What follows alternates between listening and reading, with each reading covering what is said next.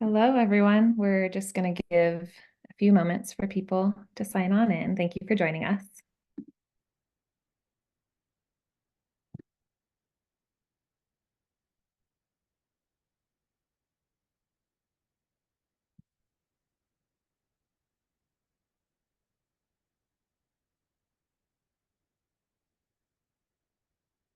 All right, we're seeing the numbers kind of increase here, and I'm sure people are going to keep hopping in as we go, but I'm just going to jump right in and get started introducing myself. My name is Tasha Poinsett, and I'm the Colorado Director for the Healing Advocacy Fund. Hopefully, a lot of you have been able to follow along with this series as we've gone. So for those who are just joining us for the first time, this is the third session in a three-part series that the Healing Advocacy Fund is collaborating on with Mental Health Colorado. And in a moment, I'm going to kick it over to Ashley from Mental Health Colorado to give us an intro. But I just wanted to share a couple of housekeeping items before I do. So on all of these sessions, we do have the chat function disabled, but there is a Q&A function that is open to all participants on the call, and we encourage you to use that as questions come up for you as we're going through this session. And we have a couple people on the call who will be responding in writing as well. That's Kevin Matthews, as well as Barina Majuska. I should have confirmed how to pronounce your last name before this. I'm sorry, Barina. Did I get it right? Okay, amazing. And so Kevin Matthews was co-proponent on Proposition 122 and has been a major advocate in the psychedelic space for quite a few years now. And Barina is counsel with Vicente Law Firm and does a lot of work around psychedelic and emergent therapies. So they've got a lot of knowledge. Feel free to throw your questions in there. But with that, I'm going to hand it over to Ashley from Mental Health Colorado. Thank you, Tasha, and hi, everybody. Welcome to the third webinar in our four-part series on natural psychedelic medicines for mental health. Mental Health Colorado is a nonprofit, nonpartisan advocacy organization established in 1953 to promote healthier minds across the lifespan for all Coloradans. Our national initiative, Care Not Cuffs, champions efforts to disentangle mental health and criminal justice. We were inspired and encouraged by the passage of Colorado's Natural Medicines Act, and we're proud to be hosting this groundbreaking webinar series in partnership with the Healing Advocacy Fund. At Mental Health Colorado, we're dedicated to promoting mental health and well-being, and we believe in exploring all avenues that show promise in alleviating mental health challenges and promoting healing. As the scientific community continues to uncover the potential of psilocybin, it is essential to ensure that individuals trained to guide others through these experiences are equipped with the necessary skills and knowledge to do so safely and effectively. By supporting the training of psilocybin facilitators, we are not only advancing the field of mental health care, but also empowering individuals to access alternative treatments that may offer relief where traditional methods have fallen short. We recognize the importance of responsible and ethical practices in the use of psychedelics for healing, and comprehensive training programs play a crucial role in upholding these standards. Through collaboration, education, and evidence-based practices, we can pave the way for a future where individuals have access to a diverse range of treatment options that prioritize their holistic well-being. We look forward to continued collaboration in our shared mission to improve mental health outcomes for all. And thank you all for being here today. Thank you so much, Ashley. And once again, just really appreciate the opportunity to partner with you all on this. This series is primarily geared towards mental and behavioral health providers. So we've done a lot of outreach with Mental Health Colorado to make sure that we're reaching a really broad swath of that community here in Colorado, some of whom might be quite familiar with psychedelic therapies and some of whom are just diving in and learning about this for the first time.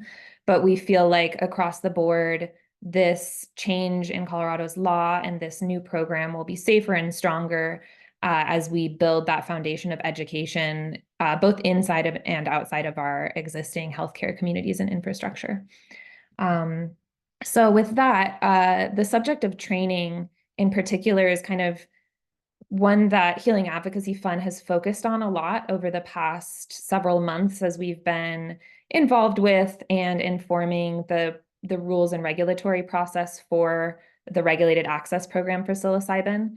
And we actually did a rather in-depth qualitative analysis at one point to get insight from a bunch of practitioners who have either gone through training programs to provide psychedelic therapies or who manage and teach at those training programs to get insight into what kind of qualities, skills, and knowledge are really core to safe and effective facilitation, and provided that analysis to the state as they were contemplating the set of rules and regulations for this program.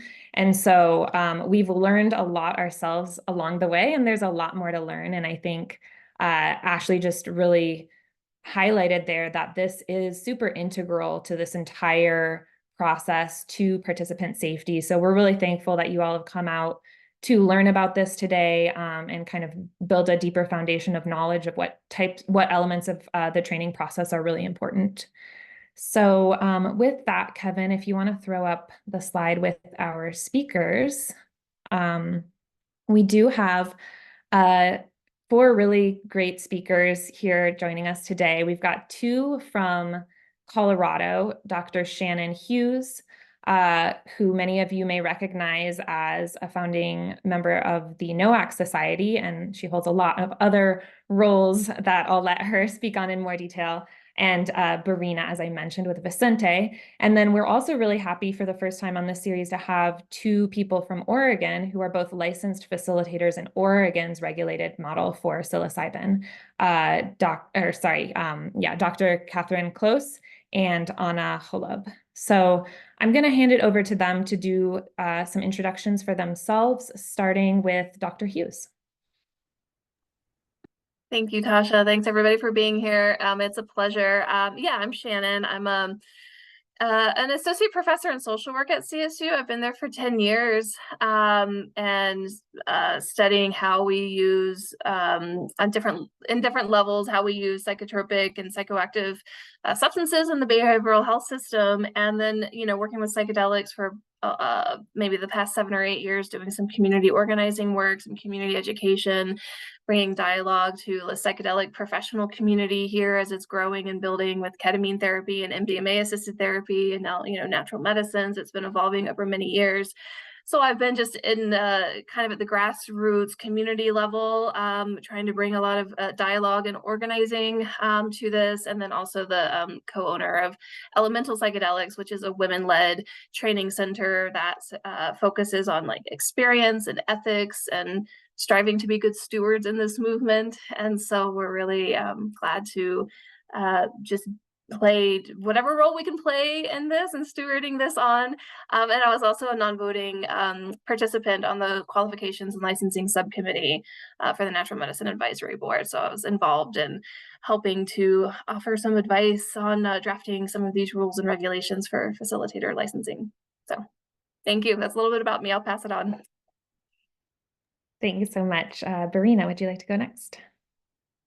Hey everyone, my name is Barina. I'm counsel at Vicente, together with Josh Capel, who many of you probably know. We lead up our psychedelic practice group and have been very involved both in these laws and regulations and also in helping clients that are trying to practice, specifically in Colorado and also in other states, clients who have been underground for a long time and are now trying to practice more openly under these laws and regs. And earlier in my legal career, I had a stint at Johns Hopkins on their psilocybin studies, where I was a research assistant and assistant guide. So I got to see a lot of how this work operated in that kind of clinical setting, in person, hands-on. And so that's informed a lot of my views on this stuff as it's unfolded. And as those of you that know me know that I'm really passionate and overly opinionated about how some of this is unfolding in Colorado. So very grateful to be part of this conversation and here with all of you. Thanks.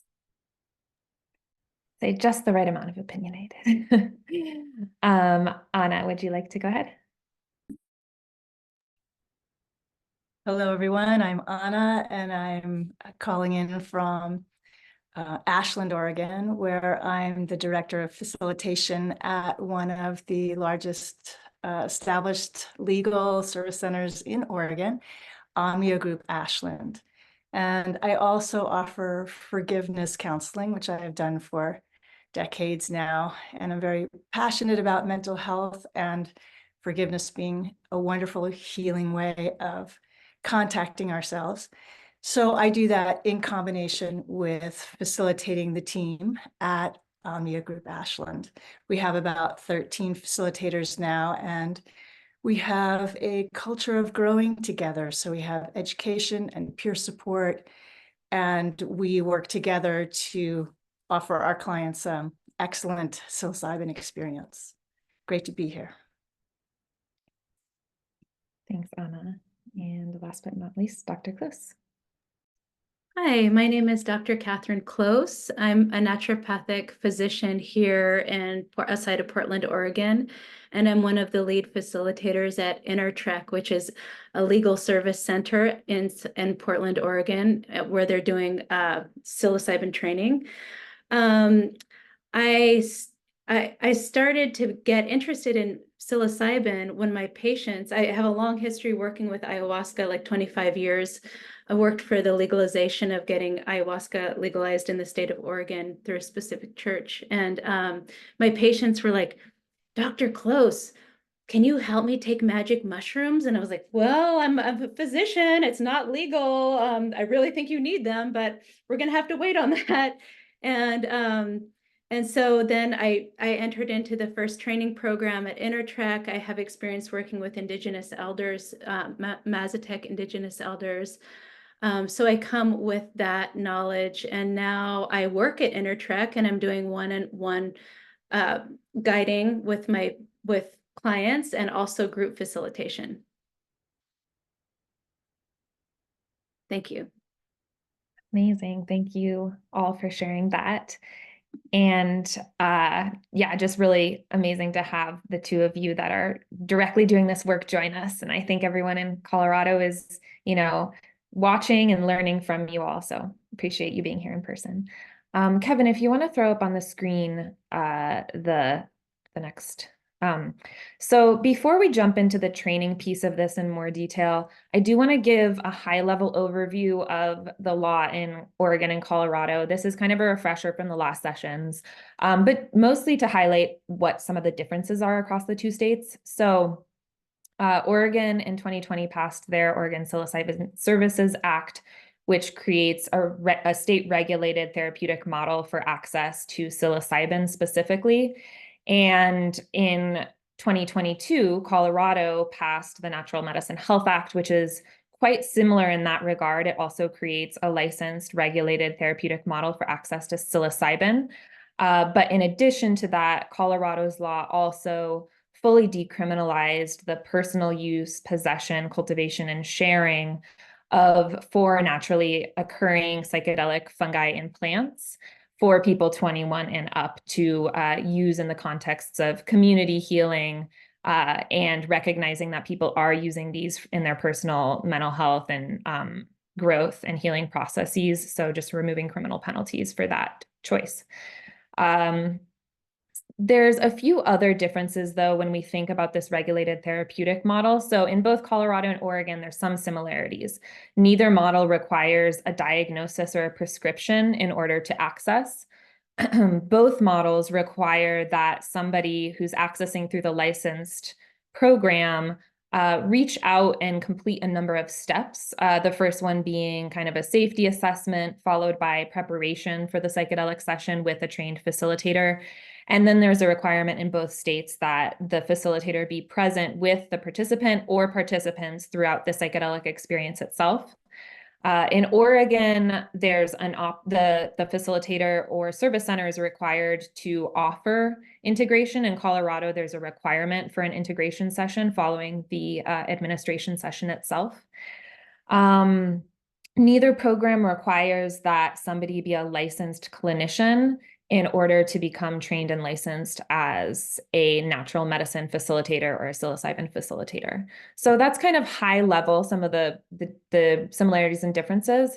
But if you want to move on to the next slide, Kevin. There's one kind of key piece that is quite different within the regulated therapeutic model across the two states. And so in Oregon, in their rules, it's very clear that if somebody's a licensed clinician, they take off that hat when they operate as a facilitator. And so there's a really kind of clear division between someone's practice as a mental health provider and someone's practice as a facilitator. It doesn't mean that somebody who's, a licensed psychologist can't also be a facilitator, but it can create some challenging situations where they need to sort of weigh how they're acting in a specific situation with a client and make sure that that separation is maintained. In Colorado, we're not going to have that same requirement. It is not looking like. So right now, we're still in the process of rules and regulations, but we have a set of recommendations from the Natural Medicine Advisory Board, and then we have a set of draft rules. And the draft rules are allowing for 2 license types for people to facilitate with natural medicines, one of them being called a facilitator license. And this is open to anyone who's 21 and over that has a high school degree or equivalent and completes the requisite training. These people cannot independently engage in the practice of medicine or psychotherapy. And then there's some additional sort of restrictions that they're contemplating around specific risks that participants might have that could put them just at higher risk with psilocybin, that somebody who holds a facilitator license might need to have them get additional kind of clearance from a medical provider, or else they might have to work with somebody who has a clinical facilitator license. So clinical facilitator license is the second license type that they're contemplating in Colorado. And this one does require that somebody have a separate license or degree. So we have a list of them here on the slide. Examples are licensed psychologist, clinical social worker, professional counselor, addiction counselor, MD, DO, the list goes on. So for these people, the educational requirements, which we'll get into more depth, of course, later in this presentation, will be the same as for the facilitator license, but they can actually provide natural medicine services to treat conditions that fall within their scope of practice of their secondary license. So that's a really big distinction. They won't be required to sort of take off their hat in order to work within the natural medicine program in Colorado. And then there will still be some kind of restrictions around scope of practice when it comes to this list of identified risk factors, but the response is a little different and depends more on that facilitator's scope of practice and their secondary licensure. So that's kind of a big picture overview of the approach to licensing in Colorado that I think is just helpful to frame our conversation going forward as we dive into these questions around training. So I will leave it there for now, and then we're going to actually jump into, I see we've got a few questions coming through in the chat. Can NDs be included? So this is a really important question, and it's one we've also been raising. Currently, under the draft rules, they are not included. Personally, or at HAF, we feel like that is an oversight, and that's one area for potential advocacy moving forward to make sure that that's on the radar of the of DORA and the state regulators. So later on in this presentation, we'll also share with you that there are opportunities, extensive opportunities for public comment. These are all draft rules currently. There's actually a session coming up on March 8th where people can go and testify and provide feedback. So we do encourage you, as you're following through this, if things are jumping out that don't seem quite right to you, definitely do get involved and comment. And then we're also here to support that kind of advocacy to make sure that these rules are as comprehensive and robust and supportive as they can be. All right, great question. So with that, I'm going to jump into some discussion questions we have for our speakers here. And so the first one is for Anna and Catherine, and would just love for you to describe in a little bit more detail your practice as a licensed facilitator in Oregon, and just kind of giving us a sense of what is it like to be one of the, first licensed facilitators in a state regulated program, and also why are people reaching out for access to you? Well, I'll take this one. Thanks for the question. Yeah, the day-to-day of being a facilitator at a licensed service center is really quite different than how I was experiencing life before, where I was trip sitting with folks and it was under the radar. So now everything's legal, everything's above board. There's a lot more paperwork and a lot of ways to make sure, of course, that everyone is safe. We need to do a lot of screening, and sometimes that works out, sometimes it doesn't, of course, and to make sure that everyone who comes through our doors is safe to go ahead. So yeah, the people that are coming to Omnia Group in Ashland are often people from around the country. We have some people coming internationally as well, and they're people who have, mostly people who have really been suffering from depression and anxiety. That's what I see the most. Sometimes some PTSD, sometimes some OCD. So folks who have really tried to work with their mental health for many, many years, and they really, really need something different. And we're having some really beautiful outcomes.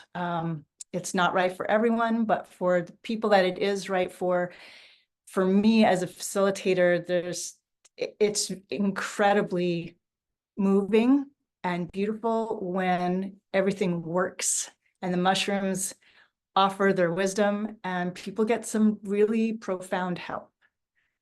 Yeah.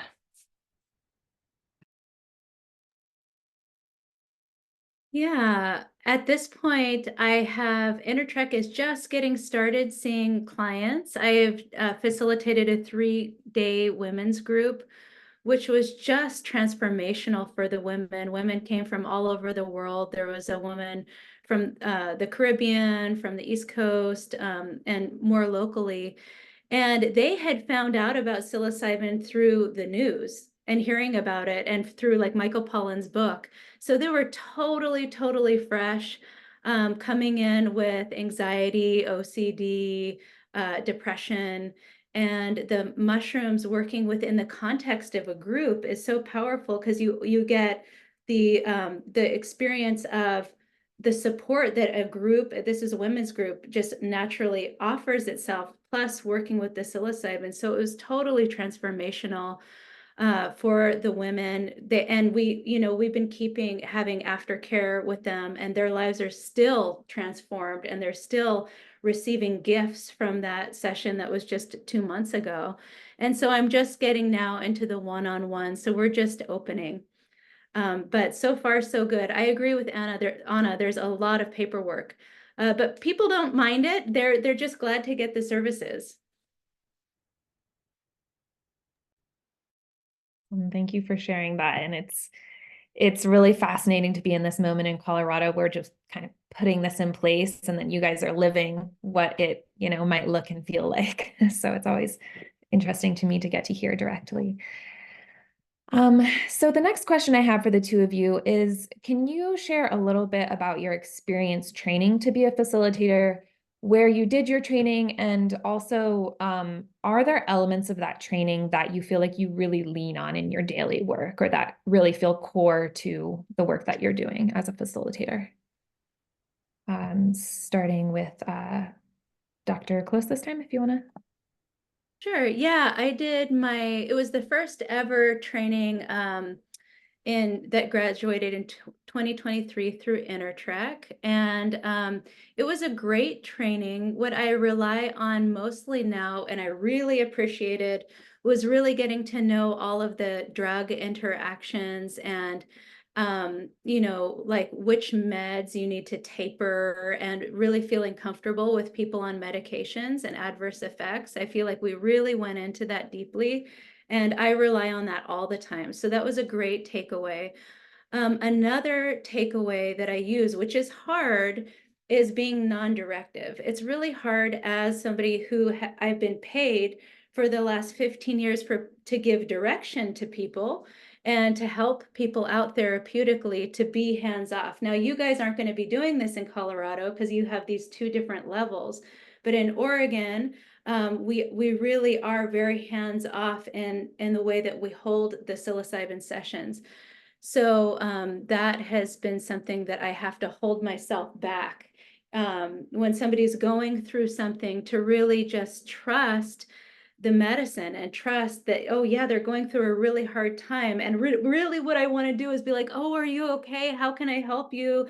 Let's work with you. And, I'm also a body worker. And so really having to hold that back and just insert myself in when needed and not be too directive. So that's just a challenge that I'm working with. But it was helpful to get that training. It's a rewiring that needs to happen. Yeah, I was going to say it's interesting to hear your perspective of, maybe we won't have that same distinction in Colorado. And I think that that's true to an extent. But then at the same time, a lot of what we heard in our qualitative analysis is that that piece is actually really fundamental to approaching the psychedelic experience. And Shannon, you look like maybe you wanted to jump in. Oh, okay. I wasn't sure. So I think that, finding that balance as well will be really important as we open up new avenues and opportunities in Colorado. Yes. Anna, would you like to jump in on that? Sure. What Catherine's bringing up about the non-directive, yeah, the way in which we need to be in Oregon is a whole fascinating subject that we could spend a long time on, actually. I was trained with synthesis, and I was actually midway through my training when synthesis went bankrupt, and that was a real it was a roller coaster to ride. It ended up working out okay, and I did get to finish the program, which I'm very grateful for. And some of the things that I learned are, like Catherine said, the drug interactions, very, very important. Also, the focus on ethics. We spent a lot of time on what is ethical behavior for somebody who is holding someone else's not only physical, but emotional, mental, and spiritual well-being during a session. So that I find really, really important. Also, we went over the consent to touch a lot and how do we work with someone, and it connects with the directive or non-directive approach, because then I find that in the day-to-day practice, I do need to be directive, but in certain very specific ways, like helping people to direct back to themselves, helping them to be quiet, helping them to learn how to sit with themselves and take a breath, helping them to ask the mushrooms for guidance. So all those things are things that facilitators do, and it takes some bit of direction, because otherwise we would sit and do nothing. So it's specific to what are we offering, but we can't get in there in the middle of the journey and insert our opinions or where they should go with it, or they should really talk about their mother, or, we can't do any of that. We just need to be quiet and trust the experience and hold the space of trust and care.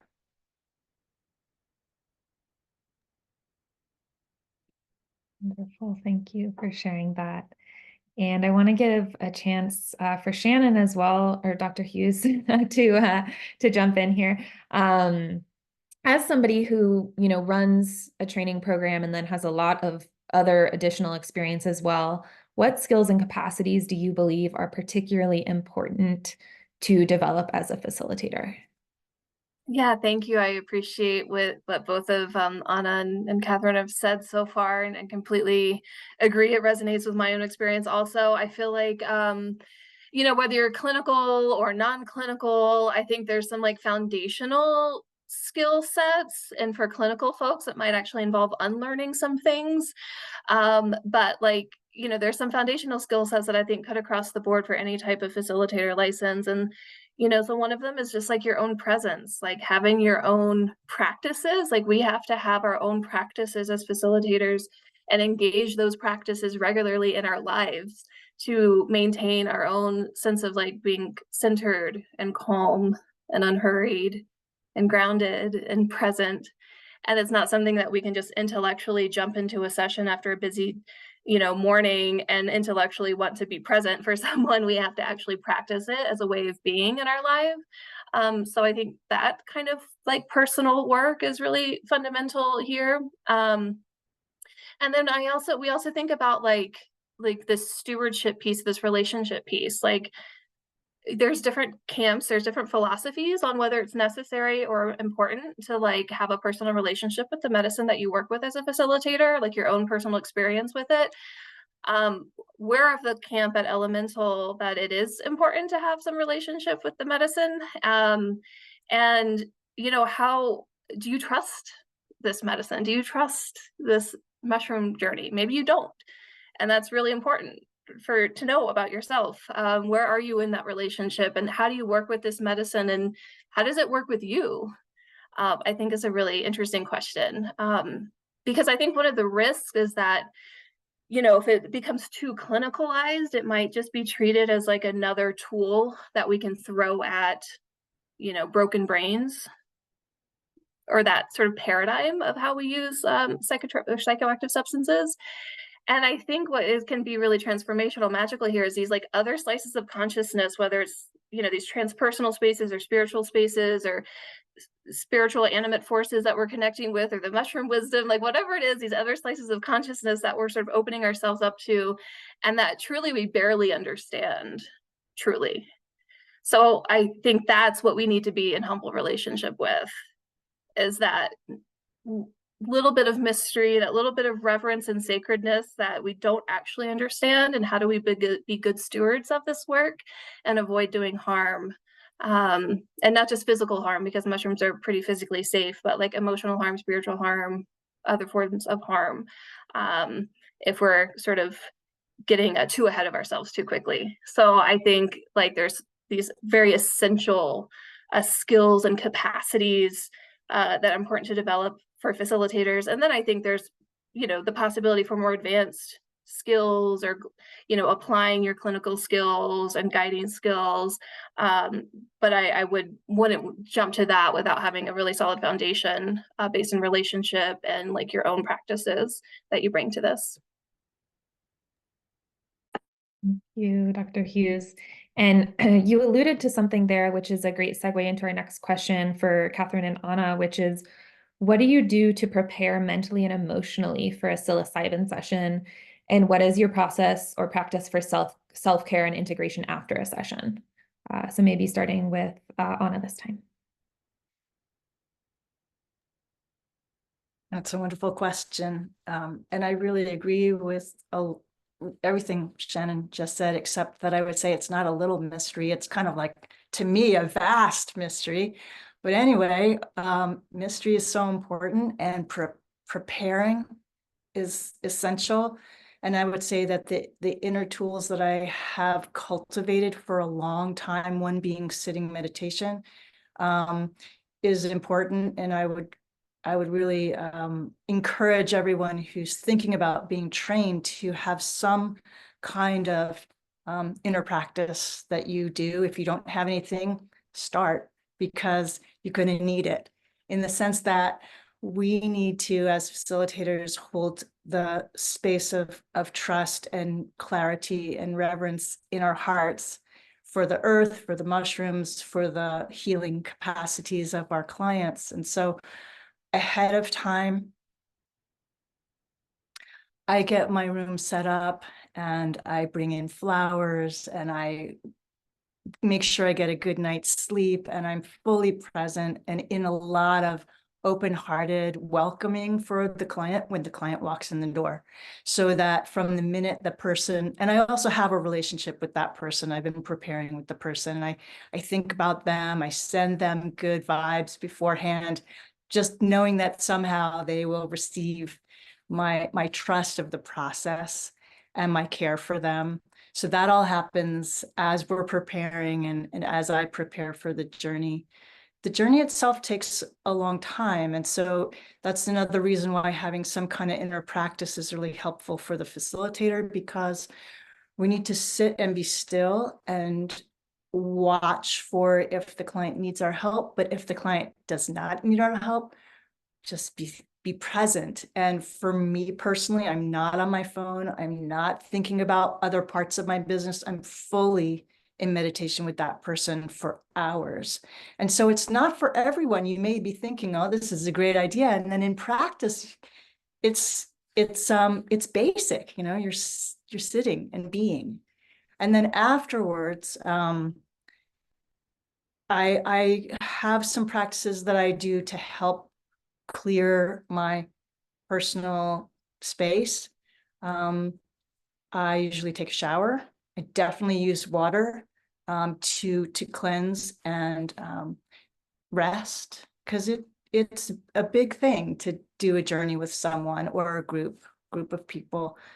So rest, being in nature afterwards, taking a shower, making sure that I really clean and clear everything so that the journey is over.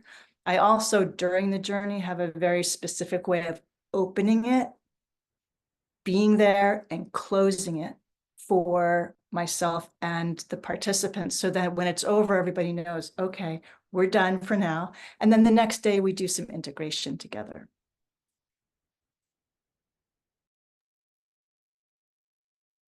Nice. Thank you, Anna. I start, what's really important to me is my relationship with the medicine itself. And so anytime I'm working in a new space or with a new strain of the psilocybin, I like to actually go into the space and work with the psilocybin itself, whatever I'm going to be working with, so I can feel the dosage inside of it myself, so I can know when it peaks, when it plateaus, when it comes down. So I can feel what it's like energetically to be in this space. When people are under the influence of the mushrooms, they're very, very sensitive, and the senses open wide open. And so I like to really know my space from the vantage point of having done the medicine myself, and really know the strain that I'm working with. So that's really important for me. And then doing the intake with the person, connecting with them. I like to energetically connect with them before we're going to do our macrodose. I like to think, if I'm working with a group, I like to think about the group, think about the space. Like Anna, I open the space in a very particular way. And it's true, it is a lot of seating. So I want to reiterate that too. And to be honest, sometimes the little temptation comes up. Oh, I want to check my phone, right? Let's be honest. And I'm like, no, not checking my phone. I'm sitting and I'm grounding myself and I'm being with this person. And it's a lot of sitting. So if you get uncomfortable and you might want to start, oh, I should do something. Like if you're a doer, oh, I better do something. There's no doing. You're just going to sit and be with the person and send them good energy, and just insert yourself at like the key moments. And then also, having taken the medicine myself, I know when they're peaking, and I know when they're plateauing, and I know when they're coming down. And then closing it in a very particular way too, to make sure that we all know energetically and we're all on the same page that the session is done. And then, like Anna, I always take a shower. I use smudge. I take flower essences. I like to work with the flower essences a lot. And if something comes up that's really difficult, sometimes Pandora's box opens, and I notice that I'm chewing on the content of what came up when Pandora's box opened, because maybe it touched something deep inside of myself. And that's where I reach out for clinical consult and like just talk it out, because I don't want to just keep on thinking about that heavy content that came up. And so I really try to talk it out with a colleague. Thank you. Yeah, no, thank you all both for sharing that. And, you know, one of the things that's come up for me in this process of doing a lot of interviews around this is just that there's a lot that goes into this. And it's interesting because when you're describing your experience in the session itself, it's not a lot in terms of the physical actions or anything along those lines, but the amount of kind of developing these capacities and skills and this emotional presence, like all of that is something that really needs to be developed. And one of the quotes that spoke to me from our qualitative analysis, somebody said, "This is soul level work. This can be the most transformative experience of someone's life." And that's what we've seen in the clinical trials. People came out of that, and a lot of them were saying, you know, they ranked it right up there with the birth of a child, the death of a loved one, in terms of the impact. And so when you think about sort of the gravity of that, it really brings to life that it is serious work, and it requires real skill. And so I think that's one of the takeaways that we want to emphasize here is that this is something, you know, that to be taken seriously. So I have a couple more questions, and then we'll move back into some more details about the measure itself. We get a lot of questions about how this approach may be similar or different to working with ketamine in a therapeutic context. I want to clarify that ketamine is not included in this specific state-regulated program that we're creating in Colorado. However, some of the people that work with psilocybin might also have experience with ketamine. There may be clinics that get set up that offer both ketamine and psilocybin as different sort of therapeutic modalities. So I still think it's relevant to have the conversation, even though they're on different sort of regulatory pathways currently. So the question then is, can you speak to the similarities and differences of facilitating with psilocybin versus ketamine for those that have that experience?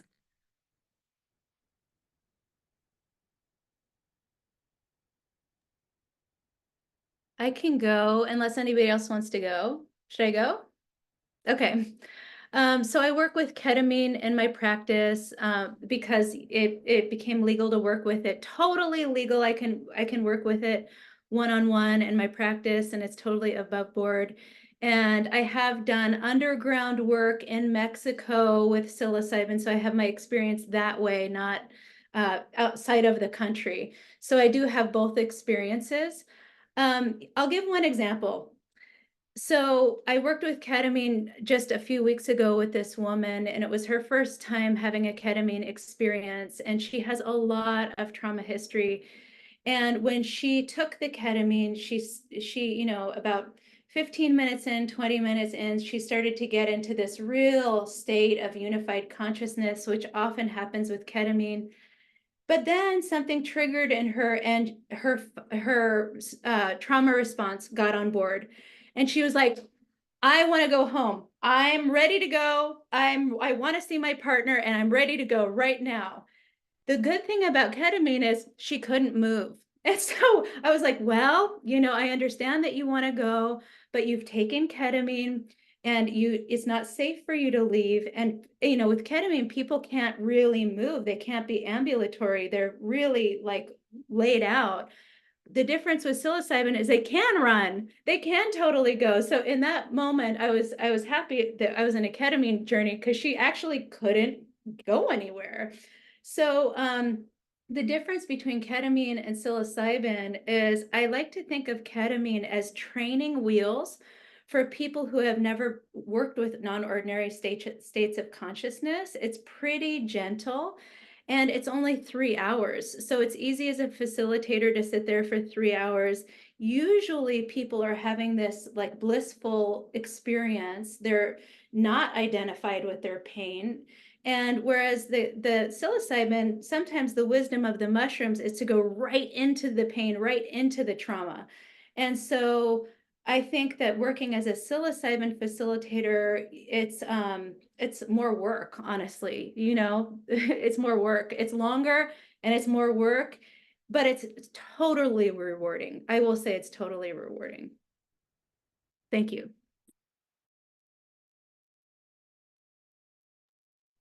Thanks. That is definitely helpful. I'm going to ask one more question here. It looks like we might have lost Dr. Hughes, unfortunately, but hopefully she'll be back on soon.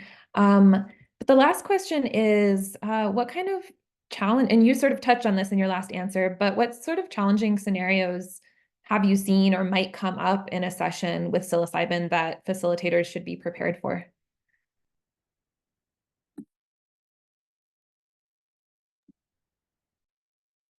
Well, I'll just give an example of something that happened recently where, and I was fully on board with this, and everybody in the service center, it was quiet that day, but the staff people know how to receive this. But my client had a lot of anger come up. She'd had a lot of childhood trauma and other trauma throughout her life, and she needed to voice it, and she got pretty loud.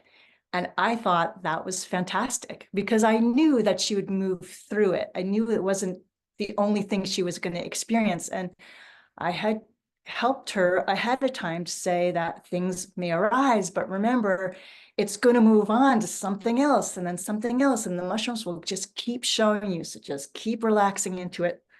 And that's what she did. I was glad that I was prepared for that. She was prepared for that. And so that's an example of something that can come up, that rage can come up. And so everybody involved needs to feel safe about that and know that it will move, and that it's very healing, actually, maybe particularly for women, I don't know, but for somebody to really feel her voice and just let it rip like that was really powerful and very healing in the end. Thank you, Anna. I would say that some challenges are being projected on, because people are in these non-ordinary states of consciousness.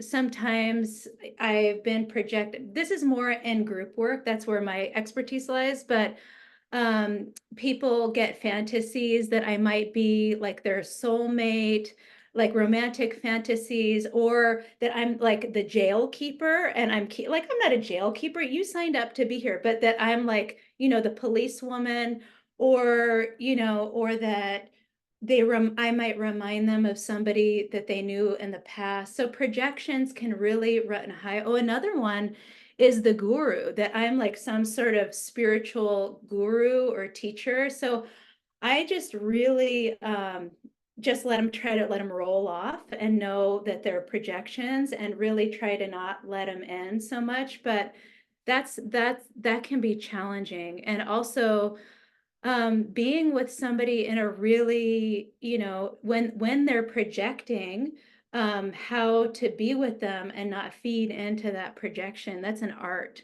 So yeah, that's my answer. Tasha, can I add something to what both Anna and Catherine have said? Both from my work with my clients and from Johns Hopkins, I would say one of the biggest things that can happen related to what you both spoke about is just a general loss of trust between the client and the facilitator. And once that trust is lost, it seems to take a very skilled facilitator to get it back, which is why we're always telling our clients, please be super careful about preparation work and integration work, and don't put people into these states until you're sure that that trust has been established, because the problem situations that we hear about are very rarely health issues, so far at least, or anything like that. But it's, someone wants to leave in the middle of ceremony, or someone decides halfway through that they're being inappropriately restrained or in some kind of danger. And then that lack of trust will often continue after the ceremony is over, because the person was in a really sensitive state. And so when that can't be repaired, it creates problems that last long after the session, which is obviously bad for the facilitator, but really bad for the client if they're not getting the integration that they need. So we've been telling clients like, hey, if you can't do the integration work with this client for some reason, please make sure they're seeing someone else, because what you definitely don't want is someone who had a bad experience or an experience that couldn't complete during session, that's not getting the help that they need from this facilitator or someone else to integrate it into their lives. So just wanted to bring that up related to what both Catherine and Anna said. Thank you for sharing that, Brina. And yeah, all very important points. And I really appreciate the opportunity to hear some direct experience too, because that really supports with the learning. So those are the questions we have for this round of the discussion. Kevin, if you want to bring back up the slide, we're going to talk a little bit more about training in Colorado and the draft rules. So starting with the training pathways that are available. So I just want to give you could probably skip to the next one. I just want to give another reminder that these are draft rules. None of this is yet final. So room for additional conversation, debate, input from the public. But right now, what they are proposing, what DORA is proposing, is really 4 pathways for licensure in Colorado. There's the original licensure pathway, which is what we'll spend most of the time talking about today, because that's relevant to the largest number of people.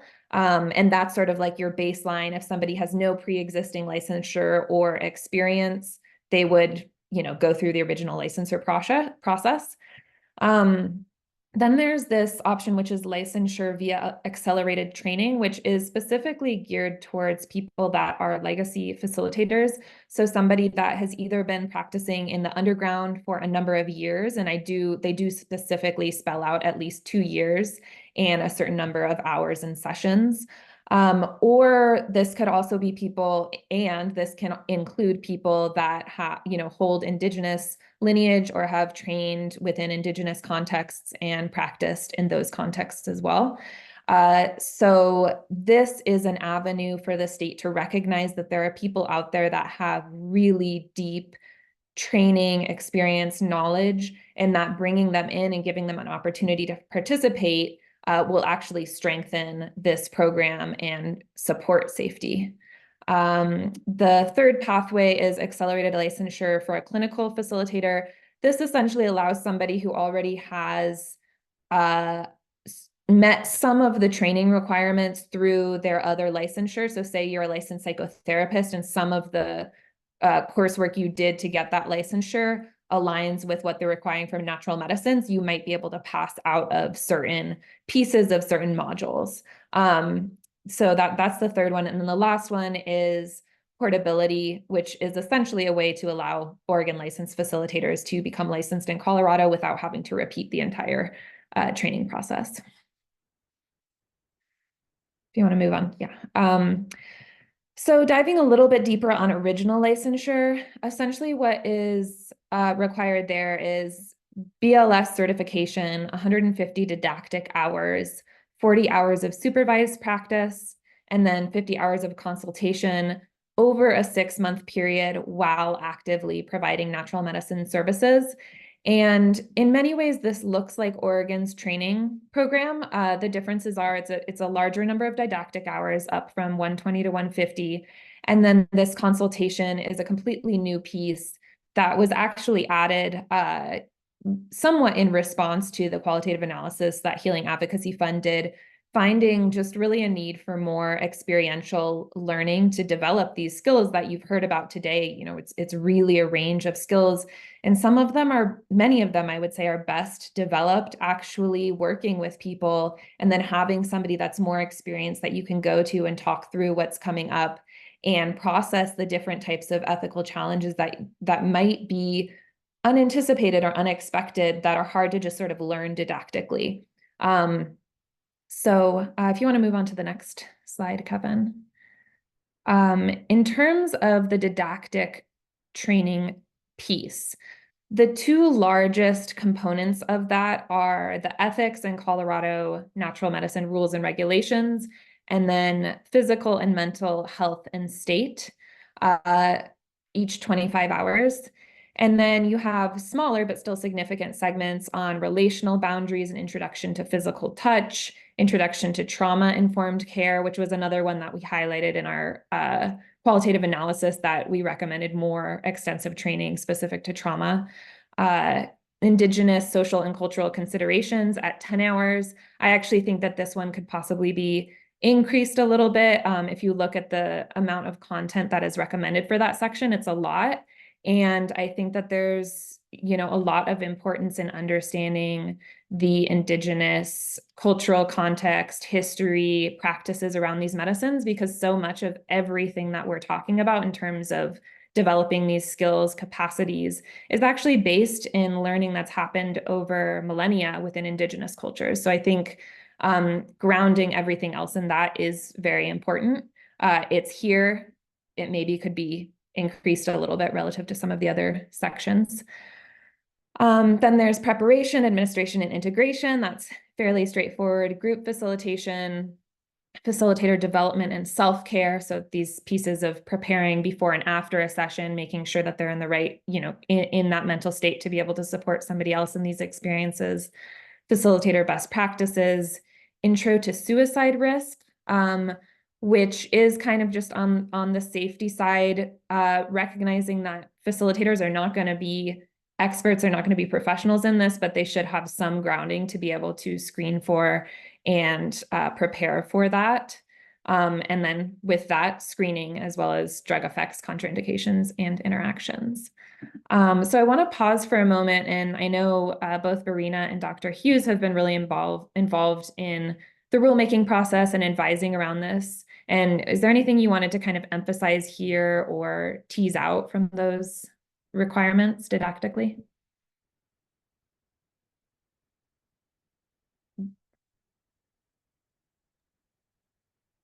I don't have anything super specific to say. Shannon, you may have more, other than I actually think this is pretty good. Like, I think this is a really good start. As you said, I think adding more time to the Indigenous training, I think would have value. But when I read through this list, I'm not frustrated. I'm not like, oh no, this went poorly. I actually think it's pretty well thought out. I think a lot of the issues that practitioners have raised with me and with others, and things that Catherine and Anna have talked about there, are sort of addressed here. Issues around power dynamics and touch and projection and transference. Like, there's room for all of that to be discussed. So I actually found them pretty nuanced. I was pretty happy with them. I'm sure they could be improved, and hopefully they will be through all of your comment over the next few weeks. But I think it's a really solid start. Yeah, I agree too. I mean, it's comprehensive without being excessive, and of course, it also leaves room. I think part of the intention here was to get down to what the department, the National Medicine Advisory Committee, what we thought was like really essential. And we're hoping that, training programs are going to offer specializations or deepening your practice in different areas. So it also leaves room for like training programs to develop their own sort of niche area of like, if you want to go deeper in like one direction or another direction. And, in the draft rules as they're written right now, it's requiring like 40 hours of continuing education every 2 years for licensure renewal. So that is also a way, like the expectation is built in, is that practitioners are continuing to develop their practice over time and getting that continuing education and continuing to get that consultation around ethics. And so I think there's lots of room here to like specialize if you want to do end of life work or grief work or ritual and ceremony, or you could take your practice in different areas while making sure here that you're getting all of the foundational stuff that we all agree is like feels really important. Yeah, and I just would echo what you guys have said. I think that this is a really strong foundation, and just from a process perspective, a ton of work and thought went into this set of requirements, just absolutely months of work from the Natural Medicine Advisory Board, who deserve a huge shout out. They've been so thoughtful and careful in their approach, and Dr. Hughes has been contributing a lot of that. So thank you. You have. And so, yeah, I think we're in a really solid place with those requirements. We have a question in the chat that I'll answer really quickly.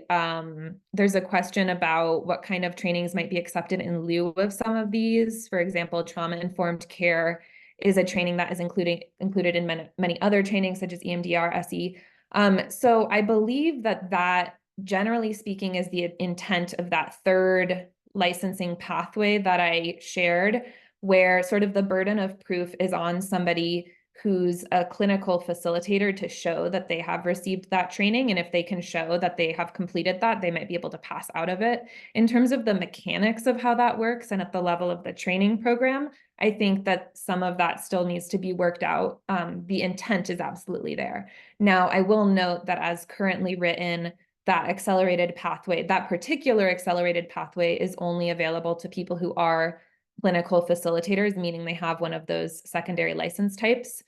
So it wouldn't be an option as currently written for somebody who holds the facilitator license.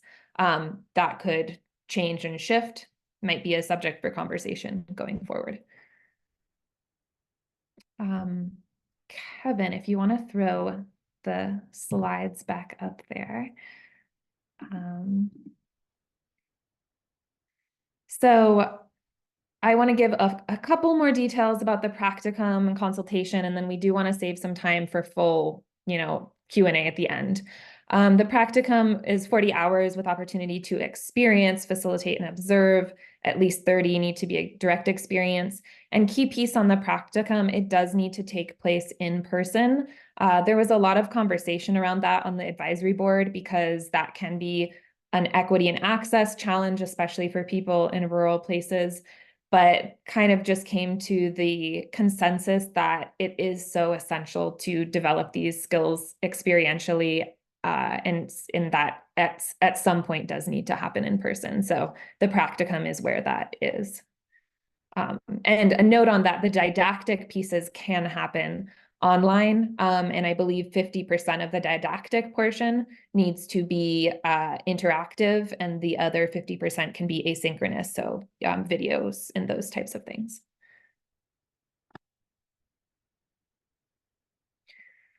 So coming back to this consultation period, I think that this is a really potentially key piece of developing capacities and skills.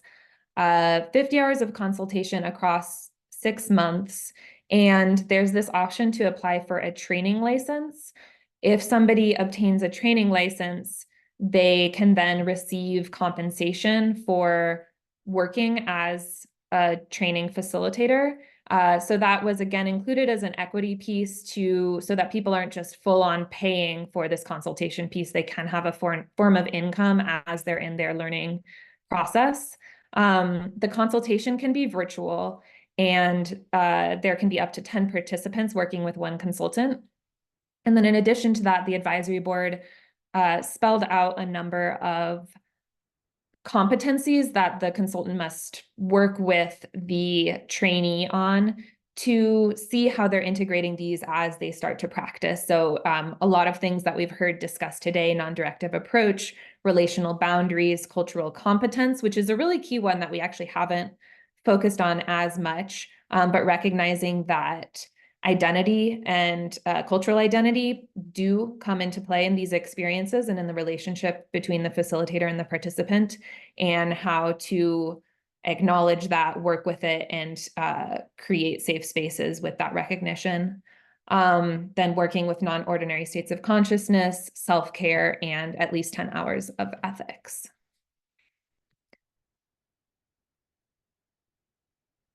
So the last kind of regulatory piece I'll give you here is they are also contemplating what is called a distinguished educator license, which really at its core is intended to make sure that there are enough supervisors for those practicum hours when we launch the program.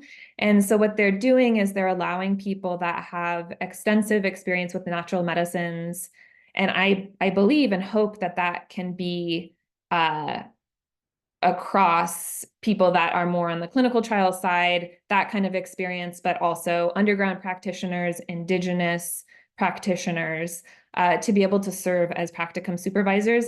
They will need to demonstrate that they have that experience and training. And so there's kind of a whole host of different ways that they can show that they have this.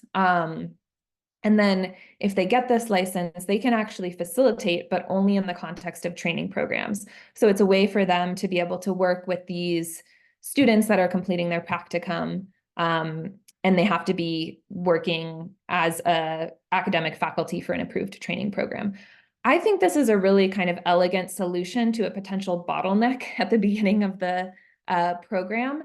And the other thing that it does is it also allows a mechanism for Oregon licensed facilitators to potentially serve as consultants, especially remembering that that consultation can take place virtually. So kind of interesting piece. And I think that there's still some questions, again, around how this will function in practice, but really support the intent behind this.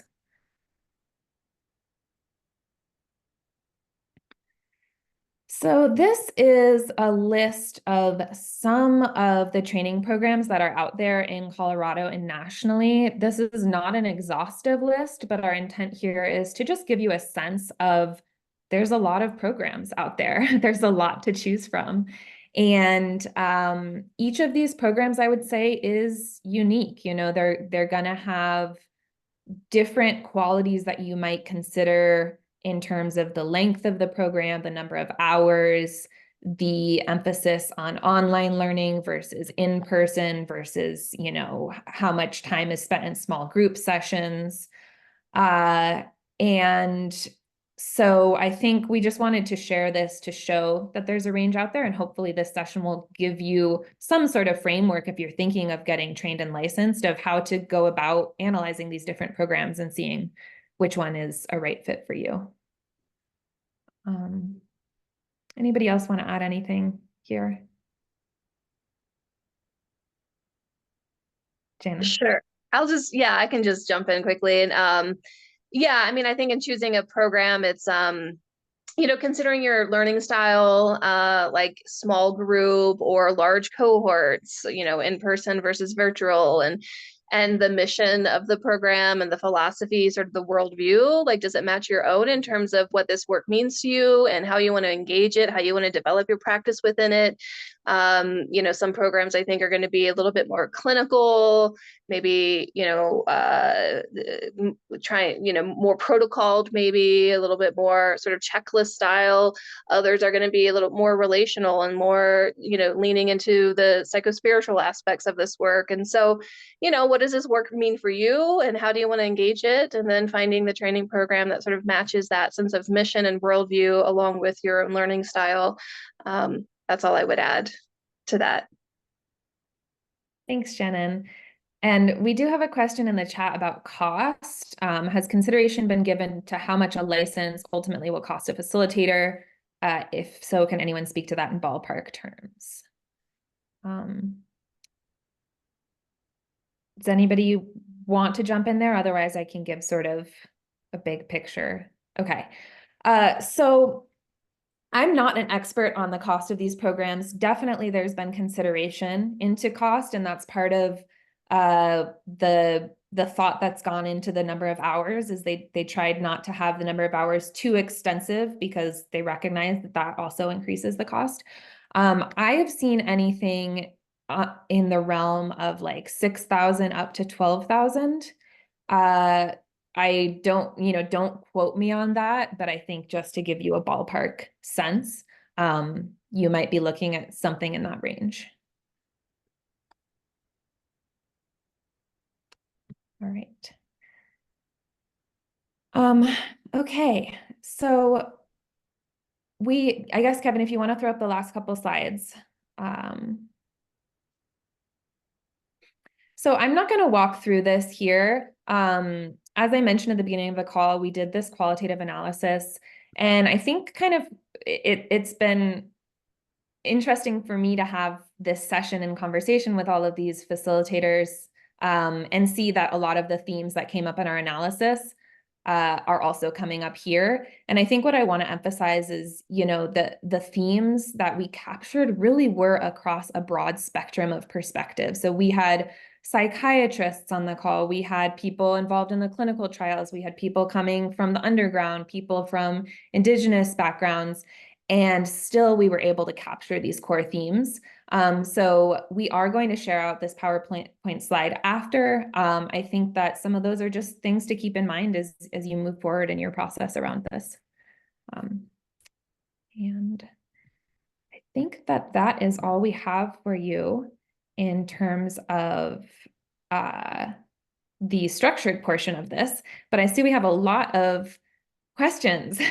So I am going to just take a moment to take a look at these and then also ask our speakers to do the same, because if there's a question that jumps out to you, we'd like to give you the opportunity to just go ahead and answer it.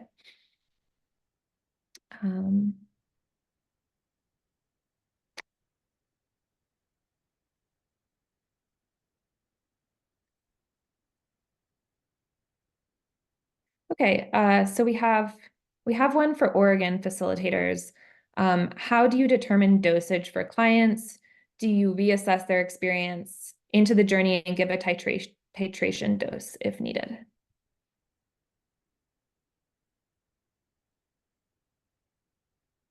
I guess that's for me because I think Catherine had to go. Oh, she did, yes. Yeah. So I will say that dosage is one of these fascinating questions that I noticed even outside of working for Omnia and working for this, just dosage in general is so variable. And it's very difficult to know how somebody else is going to work with the medicine, whatever medicine that might be. So for psilocybin, each facilitator has their own experience with psilocybin, but then we have to remember that that doesn't necessarily translate to anyone else. I'm very sensitive, doesn't take much. I don't take big doses because I don't need them.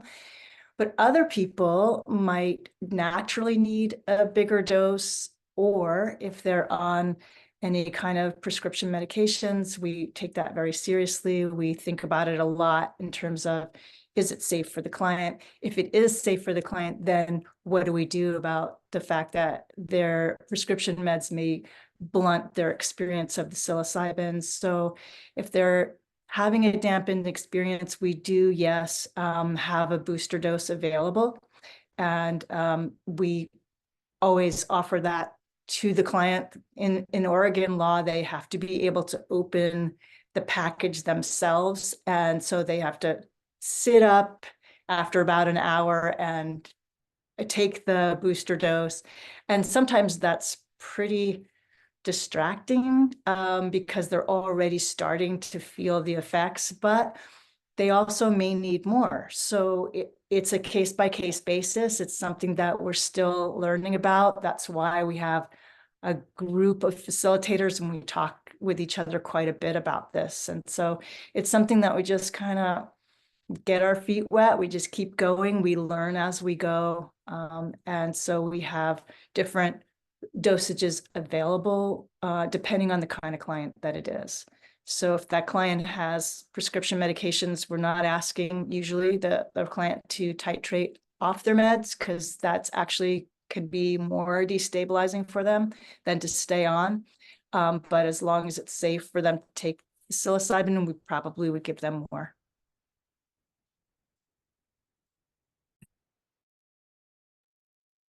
Thanks for that. And yeah, we get a lot of questions about dosage, so really appreciate you sharing that insight and process here.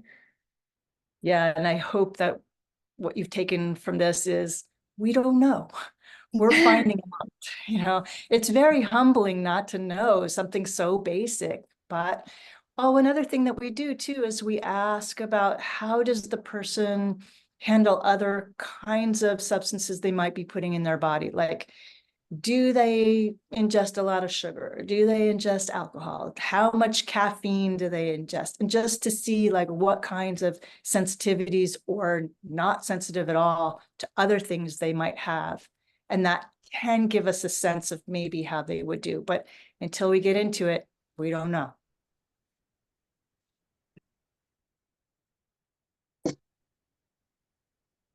Tasha, is it okay if I jump in on a question also? Go for it.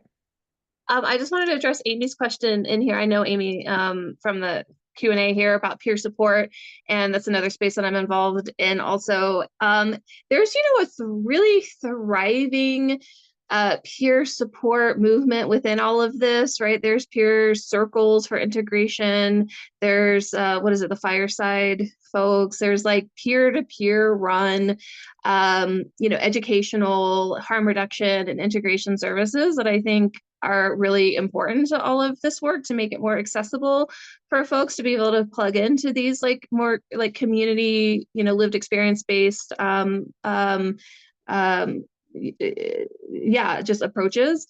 And then as far as like, folks, in the peer world, I'm kind of talking in like the behavioral health umbrella, if you wanted to sit for administration sessions with people, that's what that facilitator license that under the original license, where you don't have to have a clinical background and a clinical degree to be able to pursue licensure under the draft rules and regulations as they exist. And so, that is a space where folks from all kinds of backgrounds and with lived experience in various ways through mental health struggles could like participate in this program and like hold space for each other.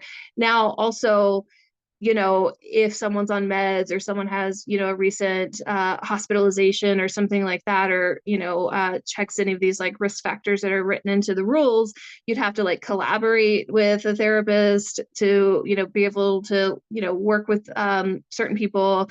And so there are things, but I'm hoping that this isn't become completely like clinicalized, and that we do have like a broad spectrum of participation from folks from all kinds of backgrounds who can be a part of this, and then also or running peer circles for integration and other sort of like more community centered spaces for people to continue their work outside of like going to your therapist's office or something to do this. So I just want to acknowledge Amy's question there about peer spaces. Yeah, thank you for that, Shannon. And a couple other pieces where they're looking at kind of integrating peer support in terms of the learning process is allowing peer participation in a peer support group to count towards at least part of the practicum, which is kind of interesting. And then we are also encouraging participation in peer support groups to count towards the continuing education as an option there. They haven't actually officially added that in yet, but we think it would be a great addition because, again, so much, and I'm talking more about peer in the sense of like learning amongst peers. But what we took from our qualitative analysis is that a ton of the learning actually comes in that reflection in and among peers. In addition to, of course, these other aspects of the mentorship, the didactic, but it's really crucial to be able to just process and talk through the things that are coming up as they come up in community. I also just want to mention quickly, we also have Josh Capel on the call, who we've referred to earlier. Josh, if there are any questions in the chat that you want to jump in on, feel free. Awesome, thank you.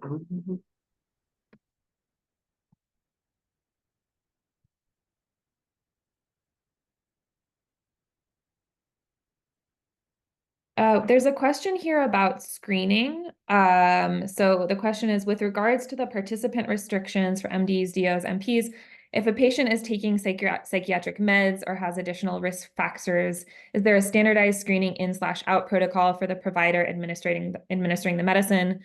Does it require consultation with the prescriber? Josh, do you want to comment on that? You want me to take a swing at that? Take a swing at it. I was going to jump in on the ND question when you're done. Gotcha. Okay. Well, unfortunately, this is the first call that we don't have one of our MDs on the call with us. So also refer you back to our first installment in the webinar series. But in terms of the rules and regulations, this is still being worked out. It does look like the state is going to require some sort of standardized screening, but they have not settled on what that looks like yet. We do have a list of specific conditions that are considered risk factors that a facilitator, in contrast to a clinical facilitator, would need to either work with a clinical facilitator or have them get clearance. But there's options for that clearance or referral to come from either their treating healthcare provider in their home state, if they're coming from out of state, or a provider in Colorado, but that provider just has to have licensure and have that condition or a medication be within their scope of practice. But it's not for all medications, it's for kind of a specific few. So lithium is a big red flag for working with psilocybin. And then I think there's a few others that might trigger that kind of requirement.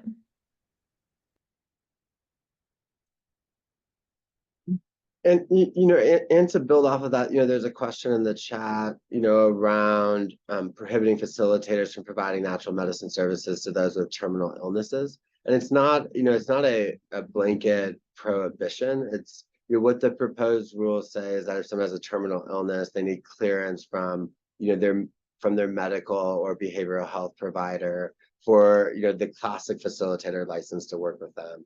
I mean, that might be different, for that person to work with a clinical facilitator. And I guess like along those same rules, there's another questions around naturopaths, being included in the licensure, and how can we, get that to happen? And I don't know if that question's been answered already, but I would just remind people these are all draft rules, and the state has had a closed door process to make these rules, and now they're finally seeking public input. And so now is the time to get your voices heard, of like allowing naturopaths to become a clinical facilitator, or to change some of these restrictions, because like where this system lands in the next year will probably dictate what psychedelic care in Colorado will look like for the next 20 years.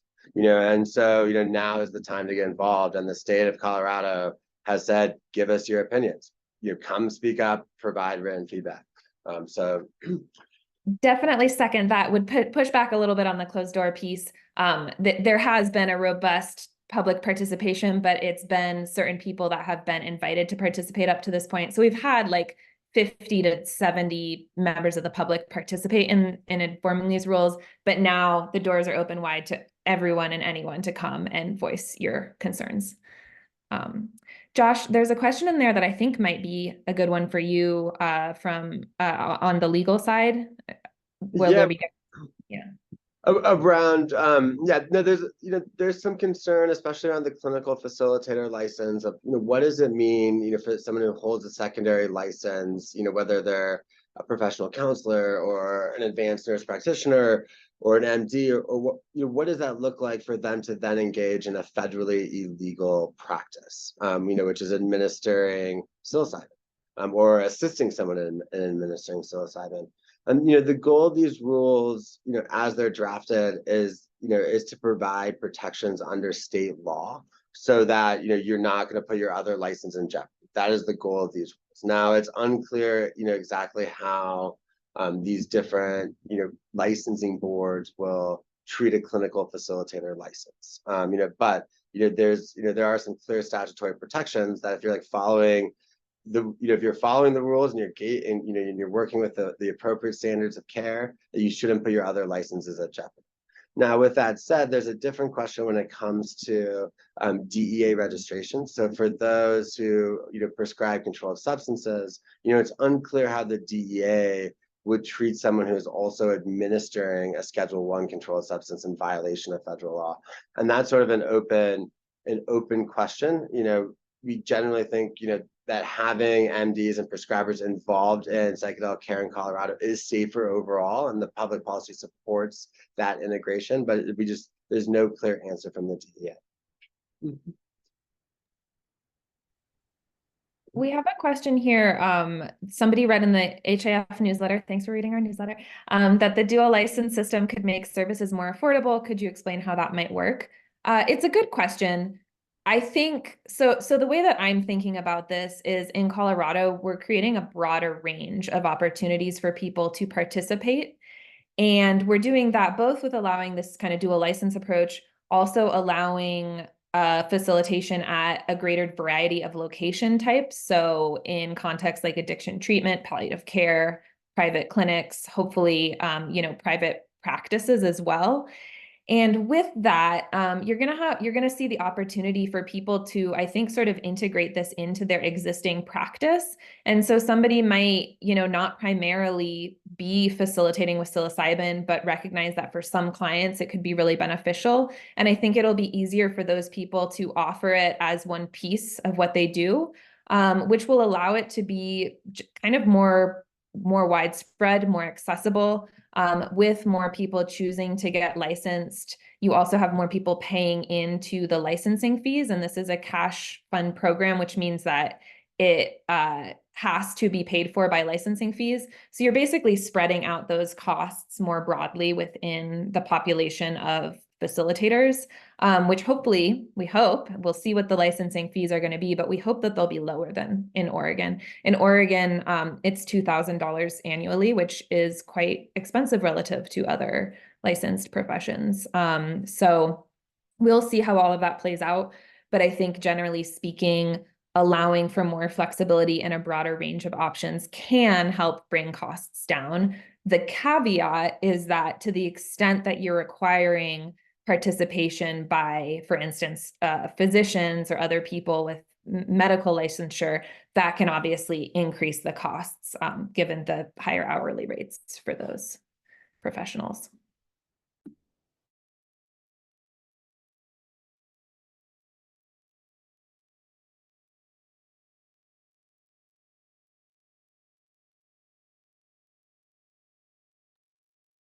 I know we had a couple questions more geared towards our Oregon facilitators near the beginning. One of them is, how often do you see a client in ceremony? Is it once or multiple sessions? If you're open to answering that, Anna. Sure. Most people right now are coming for one session, although I think a growing number of people are coming for two. And of course, they can come back in another few months or a year if they want more. What I'm seeing is that for some people that are really suffering and they're coming from a long distance, it actually may make more sense for them if they can afford it to do two. And when I say two, pretty much what we're offering is the first one then is more gentle. It's a lower dose. Then they have an integration day in between.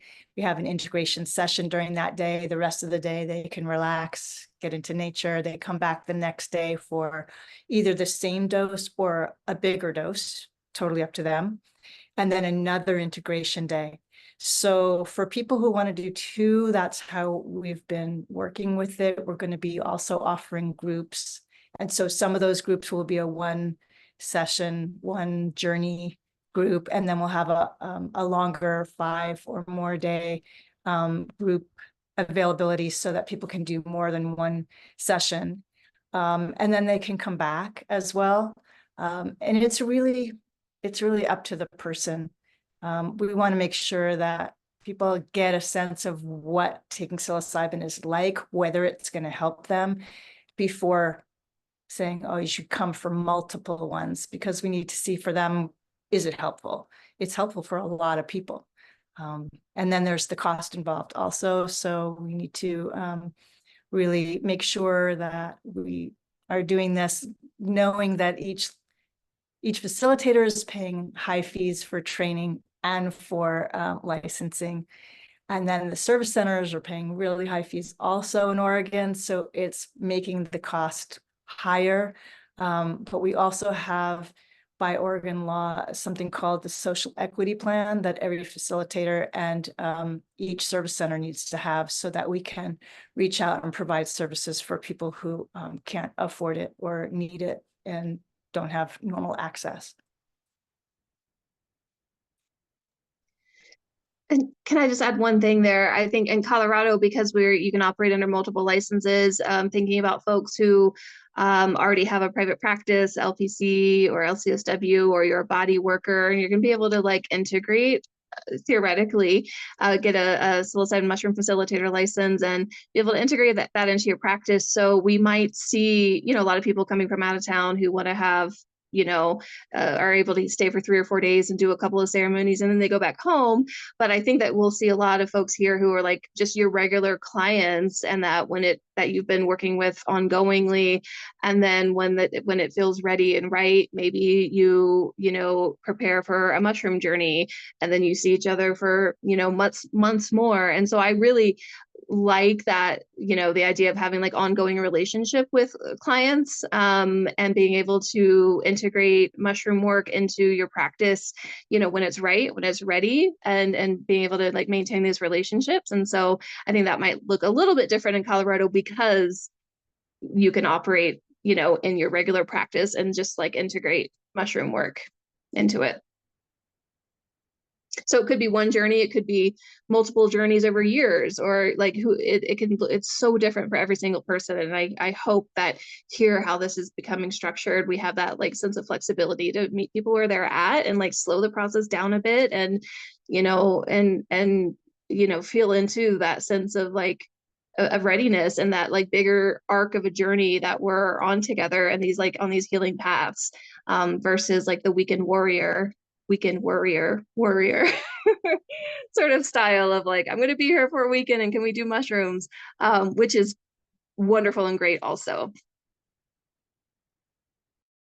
I want to add something to what Shannon just said about the ongoing connection, which I do feel is really precious and wonderful. And so we are working to put together very soon some integration circles so that people can come back. They can, and those will be free or low cost so that they can show up and feel that there's some community, they can have connection with the facilitators over time. So we're doing that as best we can in Oregon and at Omnia Group.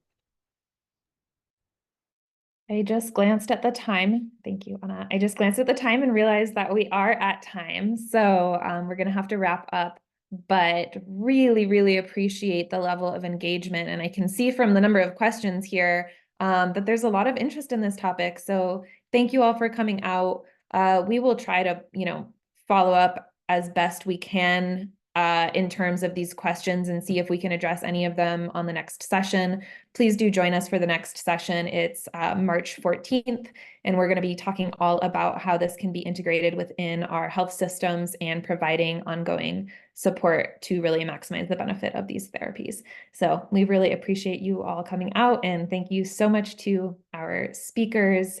You are all doing incredible work and very appreciative of you.